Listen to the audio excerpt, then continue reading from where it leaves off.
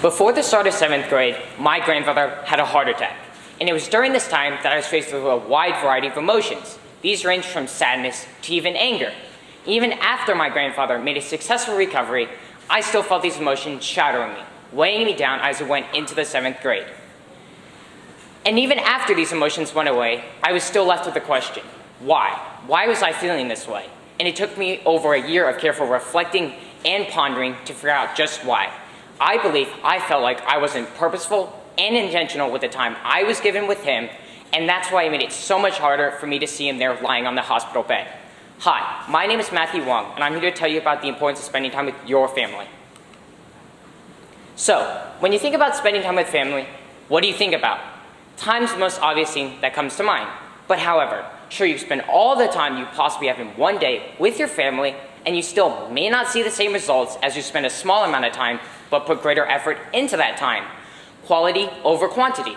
So now you may be asking yourself is, well, Matthew, how am I supposed to spend time with my family? I'm getting bogged down in work, school, and homework. And to answer that, there are many different ways, but here are a few. One of them is to take a trip or a vacation with your family, such as the time I went to Iceland this past year. Now, relax. You don't need to go to some far-off place or some exotic location for this vacation or trip. It could be absolutely anywhere. It's not where you're going that matters, it's those moments and the memories that you make with your family along the way. So, because we can't all just take that one vacation that we really want to, there are still some ways that you can spend time with your family around your house. One of these ways is to bond with your family over a common hobby. An example of this is my brother Nathan loves playing video games. It's one of his hobbies. It's the same here with me. So the way that we bond with each other sometimes is over those weekend times, those Friday afternoons, Saturday and Sundays, we'll go home and we'll just play some video games with each other. It's a great way for us to bond with each other while playing our favorite video game. If you're feeling like you're in a more athletic mood or you just want to get some exercise in, why not do it with your family? For me, being somebody who loves playing tennis, it's one of my favorite passions and hobbies. Over those weekend times, or even during the week, I'll go out and play tennis with my brother and my dad. This way, I'm getting my exercise in, honing my tennis skills, but also doing it with my family. Now, another way to spend time with your family is to just sit down and share a meal with them. This is something you can not only do on those weekend times, but also during the week. For instance, this past December, I went to Taiwan for the first time in my life. And while I was there, I went to 2 separate family lunches. This was one of them.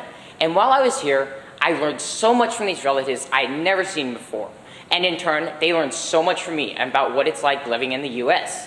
This was a great experience for both my dad, my brother, and me, and one that we carry with us to this day. Another way, and the final way that you can spend time with your family is why not use social media?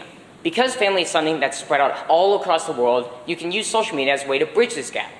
An example of this is my mentor, Mrs. Reed, has to use social media a lot because her husband's family lives all the way down in Jamaica.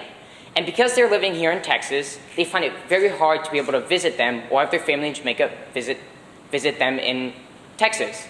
So the way that they bridge this gap is use apps like iMessage, FaceTime, Skype, things like those as a way to bridge that gap and still be able to talk, text, and send pictures of what they're doing. And now, while spending time with family is a benefit in and out of itself, there's also some added benefits on top of that. Studies have shown that parents who regularly involve themselves in their students' lives, the students are shown to be more productive at school, get better grades, shown to be more positive in school and out of school, and they're shown to score better on the SAT and ACT, which indirectly benefits their college acceptance rates. Now, even though there are all of these benefits with spending time with your family, there's still a load of challenges. The most predominant one is time. It's a blessing and a curse. You want more of it, and you want less of it. So a way that you can start effectively managing your time is use those weekend times. Those are your you times, as I like to say it. Those are the times where you're not bogged down in work, school, and you have a minor amount of homework. So why not set aside some of that you time to be with your family? Another hurdle is distance, because as I said before, family is something spread across the entire world, and so it's hard to see them whenever you want. So a way to bridge this gap is to send postage. Now, hold your horses. It may seem old-fashioned, but it's still extremely effective. An example of how effective it is was this past year when I turned 13. It wasn't until 3 weeks later that I finally received that birthday card and birthday present from my grandparents living in Taiwan and my uncle and aunt living in San Francisco. And even though it was still 3 weeks late, it still meant the world to me because it showed that there was family living halfway across the world that still cared enough to send me that birthday present. This brings me to my final point. Don't wait. Act now. Because as my mentor, Mrs. Reed, stated, spending time with family isn't something you do throughout your life. So you have to make the most of those moments that you're given with them. Remember, don't make the same mistake that I did with my grandfather. So now that you know how to spend time with your family and how to overcome the challenges that come with spending time with family, how will you spend time with your family today? Thank you.